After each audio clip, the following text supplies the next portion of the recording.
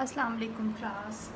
This is your lecture number 15 for the subject of inferential statistics और इसमें हम लोग पढ़ रहे हैं टेस्टिंग ऑफ हाइपोथेसिस।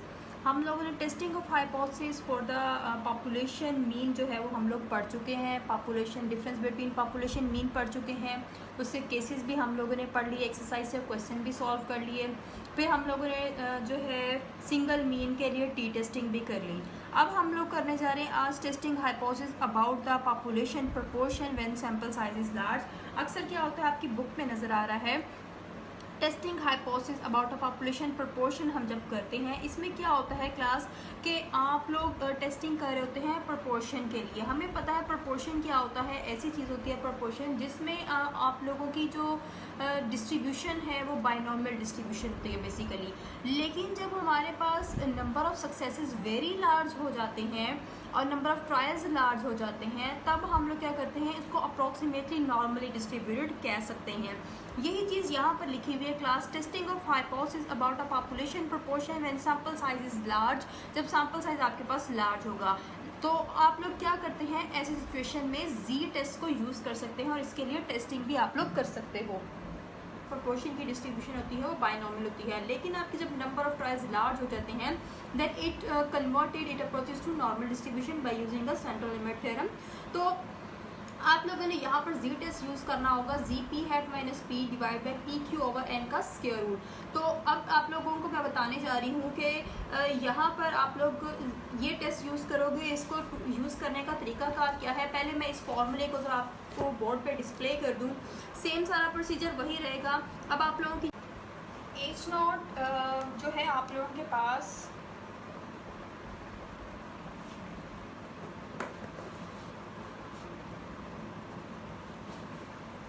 यहाँ पर देख लें कि आपके पास जो एच नॉट होगा वो हमारे पास होता है,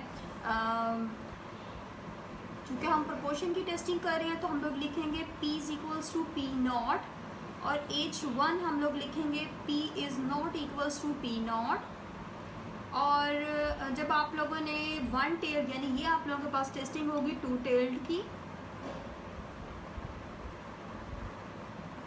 जब आप लोगों ने वन टेल टेस्ट करना है तो आपके पास होगा H naught P greater than P not, H1 इसका अल्टरनेटिव हो जाएगा P less than P naught and third kind of H जो आपकी हाइपोथेसिस जनरेट होगा वो होगा आप लोगों के पास P is less than equals to P naught और P is greater than P naught, जो कि ये टोटल आप लोगों के पास किसके इक्वल है, वन टेल टेस्ट है आप लोगों का।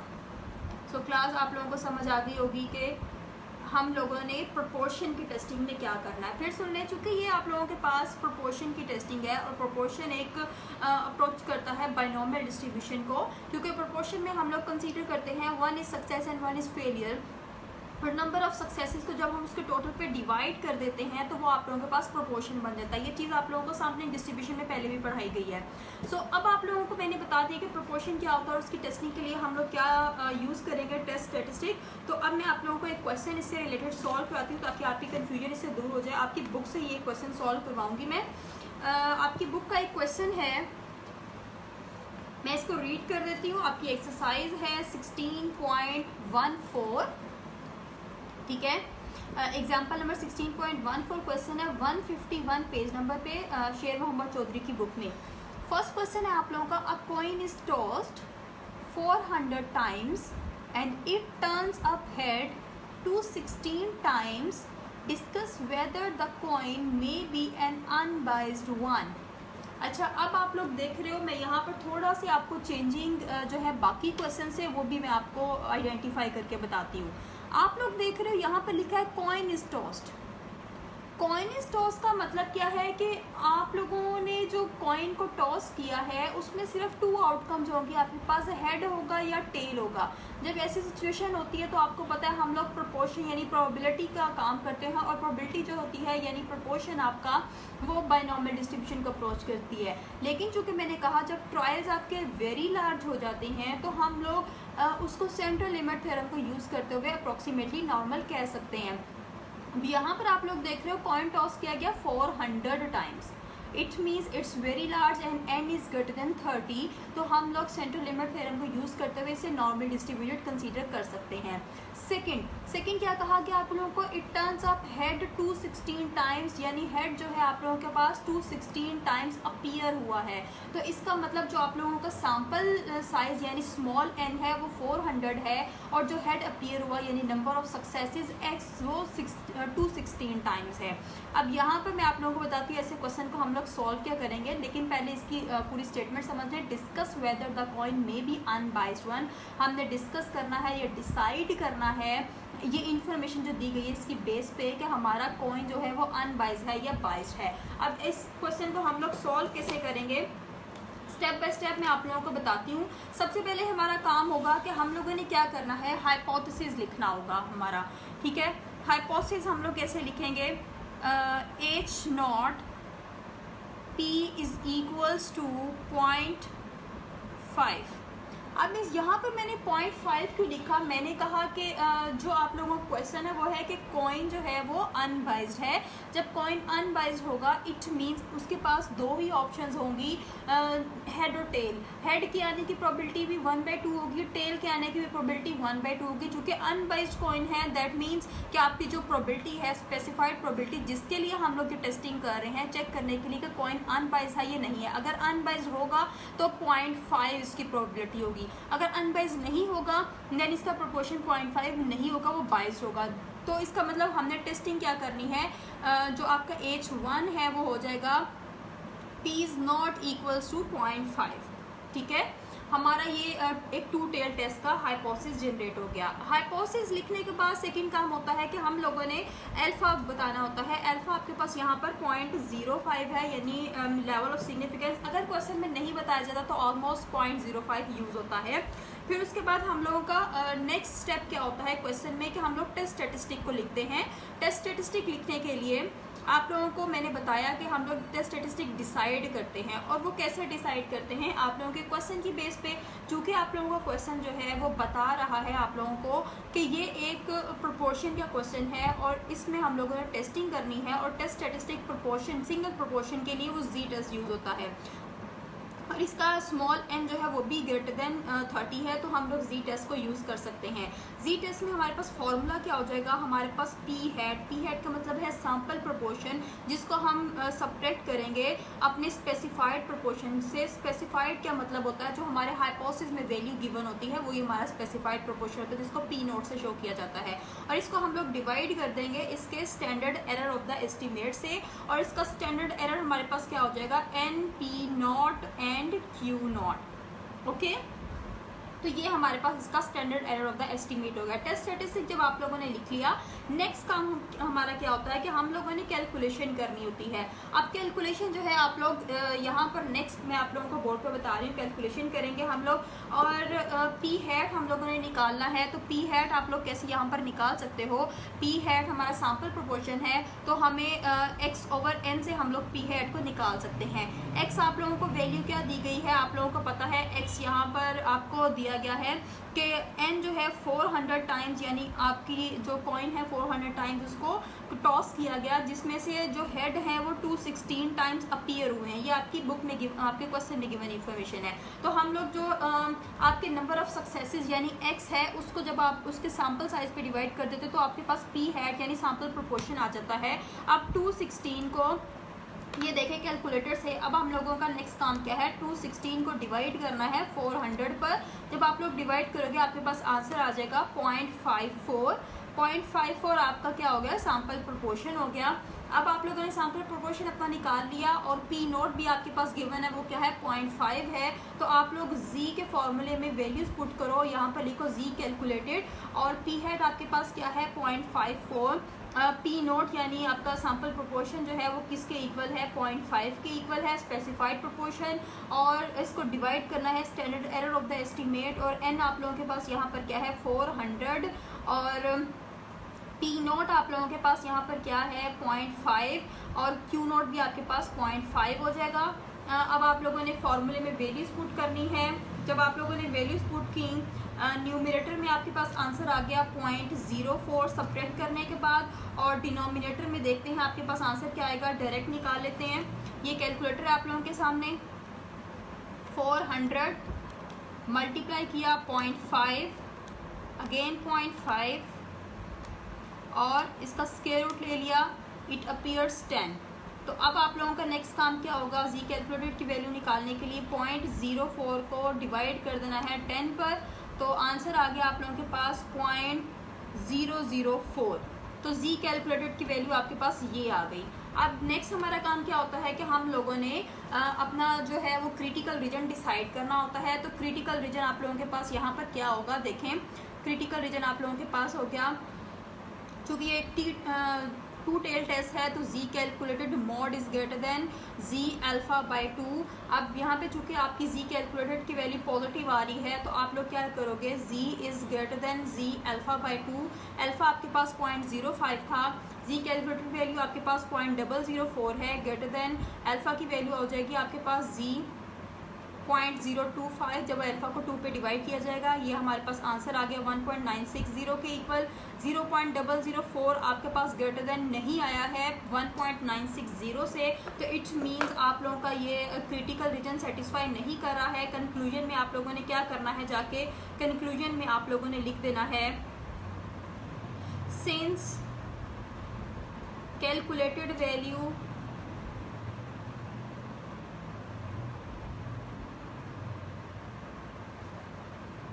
does not lie in the critical region, so we accept H not. अब हम लोगों ने क्या करना है, H नॉट को एक्सेप्ट कर लेना है, ठीक है। ये हमारे पास हो गया। H नॉट को एक्सेप्ट करने का मतलब क्या है कि हमारा कॉइन अनबाइज्ड ही था। ये आप लोगों का एक क्वेश्चन सॉल्व हो गया प्रोपोर्शन के साथ। नेक्स्ट अब हम लोगों ने क्वेश्चन सॉल्व करना है आप लोगों का 16.15 क्वेश्चन है। ये देखें आपकी बुक में 16.15 क्वेश्चन है। ये क्वेश्चन क्या आपको बता रहा है, इसकी स्टेटमेंट मैं पढ़ देती हूँ। In an experiment to decide whether butter and margarine can be distinguished 90 individuals were each given their sandwiches, 2 containing butter and other 1 containing margarine. They were then asked which one of the 3 contains margarine, and 38 correct identifications were made. Test the significance of the test. अच्छा class, अब आप लोगों को मैं ये बताने जा रही हूँ कि आप लोगों ने ये क्वेश्चन कैसे सॉल्व करना है। Very important question. देखिए हमारे पास एक्सपेरिमेंट किया गया in an experiment to decide, जिसमें हमने डिसाइड करना था वेदर बटर एंड मार्जरीन, जिसमें बटर और मार्जरीन जो है कैन बी डिस्टिंग्विश, आप लोग इन दोनों में डिफरेंस कर सकते हैं। 90 इंडिविजुअल्स वर मेड, जिसमें से 90 लोगों का सैंपल लिया गया। ईच गिवन 3 सैंडविचेस, जिनमें से हर एक को 3 सैंडविच दे दिए गए।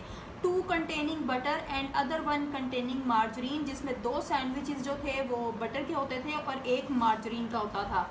अब उन्होंने क्या कहा, उनसे फिर पूछा गया कि इन 3 सैंडविच में से आपने बताना है कि कौन सा वाला मार्जरीन का है, यानी हमारा टेस्ट बेस करेगा मार्जरीन के ऊपर। तो उनमें से जब उन लोगों से क्वेश्चन किया गया कि मार्जरीन वाला सैंडविच कौन सा है, जिसमें से 38 लोगों ने करेक्ट आंसर बताया, ठीक है। 90 लोगों से पूछा गया, जिसमें 38 का रिस्पॉन्स राइट था। Test the significance of the test. अब आप लोगों ने इसकी सिग्निफिकेंस को चेक करना है। देखें अब यहाँ पर आप लोगों का हाइपोथेसिस जो है वो 2 तरह से बन सकता है। आप इसको इक्वल और नॉट इक्वल के लिए भी बना सकते हो, और दूसरा तरीका क्या है कि आप लोग जो है वो हमारा चूँकि चांस पे डिपेंड करता है ना, क्योंकि अगर 3 सैंडविच में से आपके जो रिस्पोंडेंट्स हैं वो कोई एक को सिलेक्ट करेंगे, ठीक है।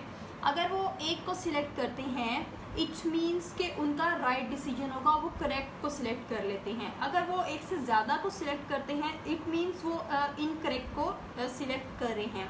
तो हम लोगों ने अगर वो एक से ज़्यादा उनको चूज़ करना पड़ जाता है, इट मीन्स वो ग्रेटर देन की तरफ आ गए हैं। तो आप लोगों ने यहाँ पर क्या करना है, मैं आपको बताती हूँ कि आप लोगों ने हाइपोथेसिस यहाँ पर क्या लिखना होगा। बहुत इंपॉर्टेंट क्वेश्चन है क्लास, इसमें से आप लोगों ने अच्छी तरह से इनको समझना है। आपके पास 2 तरह की बुक्स हैं, आप दोनों से प्रैक्टिस कर सकते हो, डजेंट मैटर। अच्छा अब आप लोगों का हाइपोथेसिस क्या होगा। ये देखिए, चूँकि आपके पास 3 है चॉइसेस, 3 सैंडविच हर एक रिस्पोंडेंट को दिया गया, जिसमें से उसने एक को सिलेक्ट करके बताना था कि वो मार्जरीन का है या नहीं है। अगर वो एक को मतलब सिलेक्ट नहीं करता है, एक से ज़्यादा को करता है, इट मीन्स उसको हम रखेंगे अल्टरनेटिव हाइपोथेसिस में। इसमें आपने कंफ्यूज नहीं होना है। देखें, अगर वो एक से ज़्यादा को सिलेक्ट करता है, यानी एक आपके पास सैंडविच और तीन में से एक को सिलेक्ट करना, ठीक है। पहले तो ये प्रोपोर्शन देख लिया हम लोगों ने कैसे निकाली। 3 में से चूंकि 1 को सिलेक्ट करना है हर रिस्पोंडेंट ने, तो 1 आपके पास क्या हो गया, वो सैंडविच जो सिलेक्ट किया गया है, और 3 जिनमें से उसको सिलेक्ट करना है। अब 3 चॉइसेस थी उसके पास, उसने एक करेक्ट मार्जरीन वाले सैंडविच को सिलेक्ट करना था, करेक्ट डिसीजन को बताना था आपने। अगर वो करेक्ट को नहीं बताता है, यही हमने चेक करना है कि कितने इनकरेक्ट हैं और कितने करेक्ट हैं। अगर वो इनकरेक्ट होते हैं, इट मीन्स वो एक से ज़्यादा को सिलेक्शन करता है। इसका मतलब प्रोपोर्शन क्या रहता है, वो ग्रेटर देन रहता है 1/3 से, ठीक है।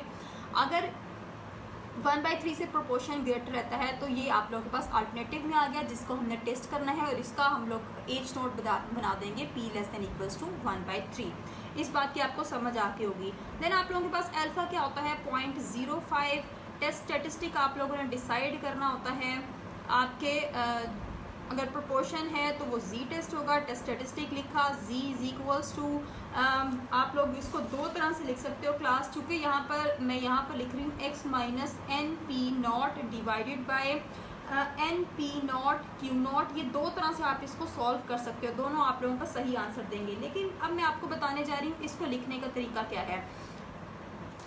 एक आप लोगों के पास होता है कॉन्टिन्यूटी करेक्शन, ये होता है विदाउट कॉन्टिन्यूटी करेक्शन। ये बहुत ज़रूरी है हमारे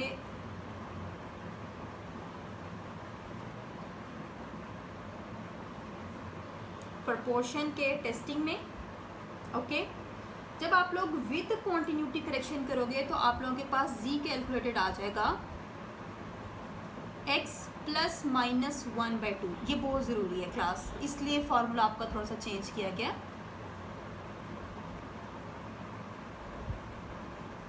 इसका रीज़न क्या है, ये विद कॉन्टिन्यूटी करेक्शन है। कॉन्टिन्यूटी करेक्शन यानी प्लस या माइनस करना 1/2 को। अब इसका रीज़न क्या है, जब आप लोगों के पास जो x होता है वो ग्रेटर देन आ जाता है NP0 से, तो आप लोग क्या है कॉन्टिन्यूटी करेक्शन को प्लस या सब्ट्रैक्ट करते हो। ये आप लोगों का ज़रूरी है, ठीक है। और ये हम लोग प्लस या सब्ट्रैक्ट करते क्यों हैं, जब आप लोगों के पास इस तरह की सिचुएशन होती है, यानी आप लोगों के पास टेस्टिंग ऑफ ये आता है हाइपोथेसिस, तो आप लोग ये वाली कॉन्टिन्यूटी करेक्शन को यूज़ कर सकते हो। अब कॉन्टिन्यूटी करेक्शन को यूज़ करने का तरीका क्या होता है, ये मैं आपको बताती हूँ। जी कैलकुलेटेड आप लोगों के पास किसके इक्वल है, x - NP0 divided by NP0 Q0, ठीक है। अगर हम लोगों ने डिसाइड करना है कि कॉन्टिन्यूटी करेक्शन यूज़ होगी या नहीं होगी, अगर हमारा x > NP0 आ जाता है तो हम लोग कॉन्टिन्यूटी करेक्शन को यूज़ करेंगे। सो इस कंडीशन को चेक कर लेते हैं। हमारे पास इस क्वेश्चन में जो गिवन है वो क्या है, x है हमारे पास 38, और हम लोगों ने चेक करना है इस कंडीशन को। n हमारे पास गिवन है 90 इंडिविजुअल्स का, और P0 हमारे पास 1/3 है। तो हम लोग कैलकुलेटर से इसको चेक कर सकते हैं। 3 × 3 = 9, ये 30 आ रहा है, तो 38 आपका ग्रेटर देन है 30 से। इट मीन्स हम लोग यहाँ पर क्या है कॉन्टिन्यूटी करेक्शन को यूज़ कर सकते हैं। कॉन्टिन्यूटी करेक्शन को यूज़ करने के लिए क्या है, हम लोग करेंगे यहाँ पर कुछ we use the continuity correction.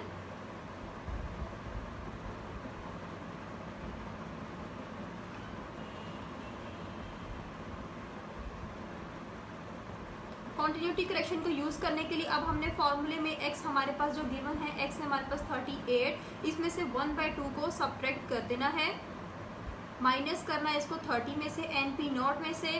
n आपके पास क्या है, इक्वल है हमारे पास 90 के, P0 आपके पास 30 के इक्वल है, तो Q0 आपके पास क्या हो जाएगा, 1 - P0 के इक्वल।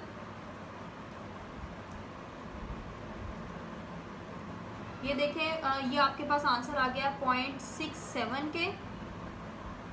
स्क्वायर रूट किया आप लोगों ने, स्क्वायर रूट करने के बाद अब आप लोगों ने जी कैलकुलेटेड की वैल्यू निकालनी है।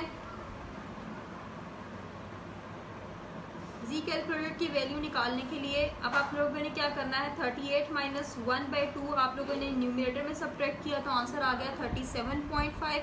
10.5 का डिफरेंस आता है, इसमें से 30 को सब्ट्रैक्ट किया, डिवाइड किया इसको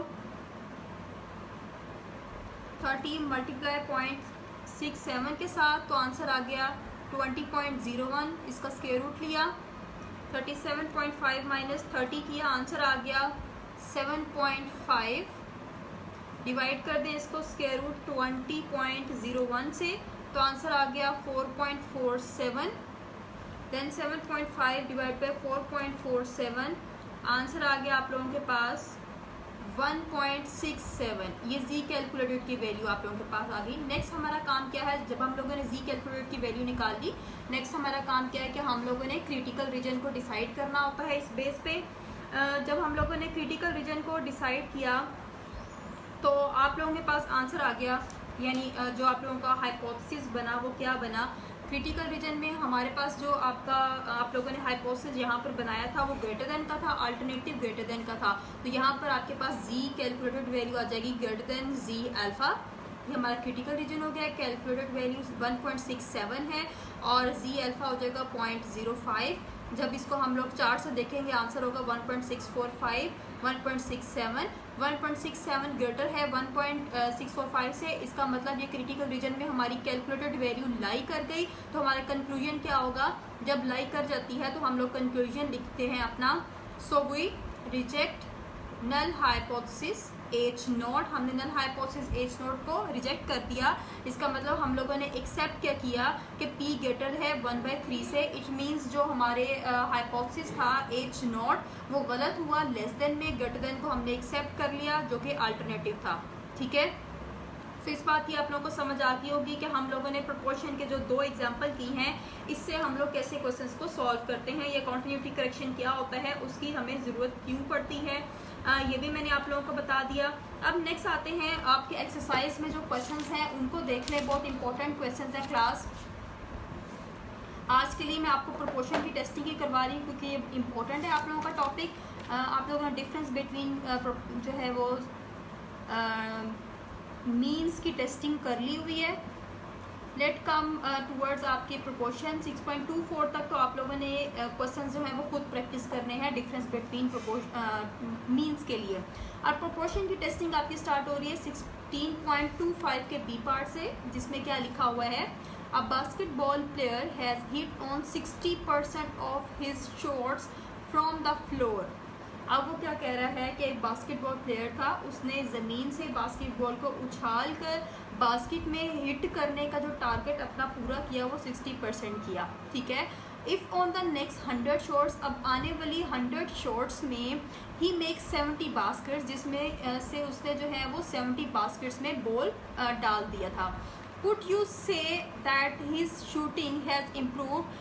Would you say that his shooting has improved? अब आप लोगों ने डिसाइड करना है जो आप लोगों का P0 है, यानी 60% जो उसकी पहली परफॉर्मेंस थी, देन नेक्स्ट 100 परफॉर्मेंस में उसने इम्प्रूव किया है या नहीं किया है। Use a 0.05 level of significance. So आप लोगों का जो हाइपोथेसिस है यहाँ पर क्या होगा, उसने इम्प्रूवमेंट के बारे में पूछा है। इट मीन्स आप लोगों ने क्या करना है, ये देखें, आपका हाइपोथेसिस हमने देखना है कि उसने इम्प्रूव किया है या नहीं किया है। तो हम लोग क्या करेंगे, जो आप लोगों की प्रोपोर्शन की वैल्यू दी गई है वो क्या दी गई है 60%, तो हम लोग इसको रखेंगे, हमने इम्प्रूवमेंट को चेक करना है तो अल्टरनेटिव में रखेंगे और लिखेंगे 0.60 यहाँ पर, और हम लोगों ने इसको लेस देन में रखना है अपने नल हाइपोथेसिस में। चूँकि हम लोग हर वो चीज़ जो कि टेस्ट करनी होती है, अगर हमने इम्प्रूवमेंट चेक करनी है तो हमने ग्रेटर का साइन लगाना है, जो हमने चेक करनी होती है उसको हम अल्टरनेटिव में रखते हैं। ये चीज़ मैं पहले आपको बता चुकी हूँ। सो इम्प्रूवमेंट का देखना था कि 0.60 से ग्रेटर हुई है प्रोपोर्शन या नहीं हुई है, तो हम लोगों ने इसको अल्टरनेटिव में रखा है। फिर उसके बाद अल्फा जो है 0.05 दिया गया है। टेस्ट स्टेटिस्टिक आप लोगों के पास क्या है, एज यू नो जी आपके पास वैल्यू आ जाएगी x minus NP0 divide by N P naught Q naught का स्क्वायर रूट। और कॉन्टिन्यूटी करेक्शन होगी या नहीं होगी ये हम कैलकुलेशन में जाके डिसाइड करते हैं। कैलकुलेशन में आप लोगों नेक्स्ट स्टेप आप लोगों का होगा कैलकुलेशन का, सो मैं इसको रेज कर रही हूँ। ओके, कैलकुलेशन जो होती है उसमें आप लोगों ने क्या करना है,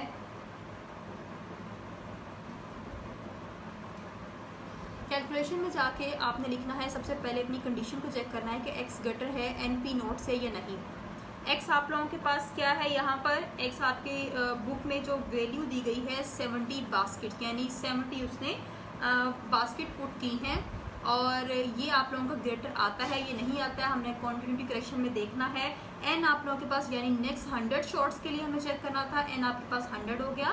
पी नॉट आप लोगों को दिया गया है 0.60, तो इसको चेक कर लें कि क्या आपके पास आंसर आता है। कैलकुलेटर से 100 को मल्टीप्लाई किया 0.60 से, तो आंसर आ गया आप लोगों के पास 60। तो 70 आपका ग्रेटर है 60 से, इसका मतलब हम लोगों ने कॉन्टिन्यूटी करेक्शन को यूज़ करना है। कॉन्टिन्यूटी करेक्शन को यूज़ करने के लिए हम लोगों ने फॉर्मूले में लिखा, एक्स आप लोगों के पास यह है 1/2 minus N P naught divided by N P naught Q naught का स्क्वायर रूट। ये आपकी कैलकुलेटेड वैल्यू आ गई जी की, ठीक है, जी सी भी आप खाली लिख सकते हो।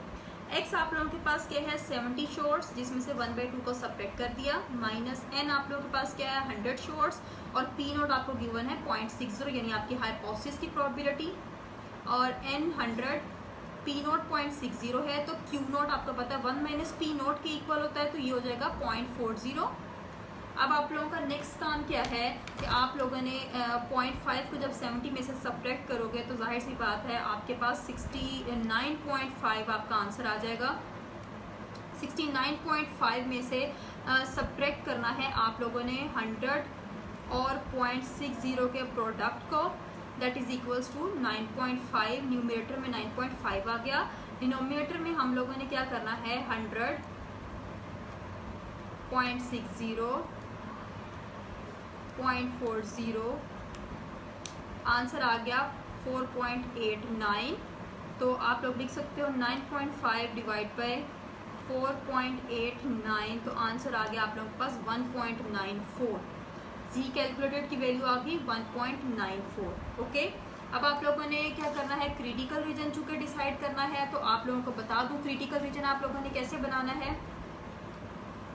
क्रिटिकल रीजन आप लोगों ने चूंकि ग्रेटर का बनाया हुआ है हाइपोथेसिस, तो आप लोग लिखोगे G calculated is greater than G alpha.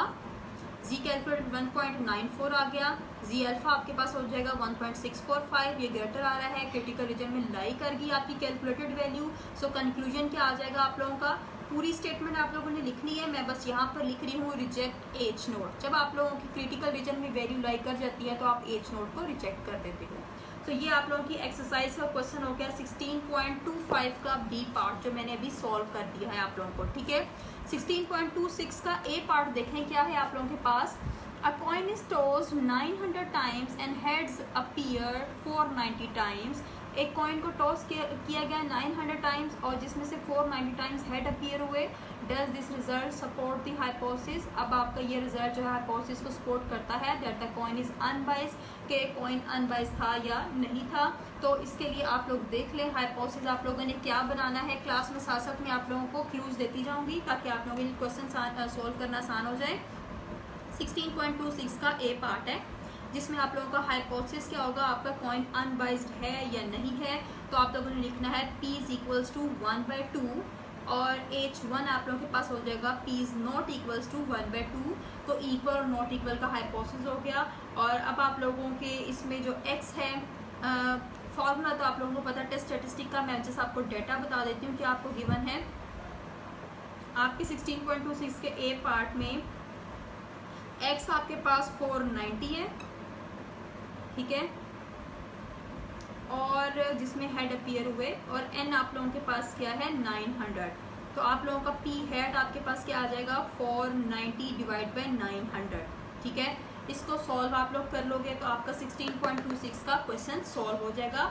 अब बी पार्ट देखें, ये इंपॉर्टेंट है, वेरी इंपॉर्टेंट बी पार्ट, जिसमें आप लोगों का क्या लिखा हुआ है। बी पार्ट का sex distribution of 98 birds reported. अब क्या है कि इस डिस्ट्रीब्यूशन में 98 बर्ड्स जो हैं वो बताई गई हैं एक न्यूज़पेपर में। वाज 52 बॉयज़ एंड 46 गर्ल्स, जिसमें से 52 जो थे वो लड़के थे और 46 लड़कियां थी। एक हॉस्पिटल की रिपोर्ट है, ठीक है। Is this consistent with an equal sex division in the population.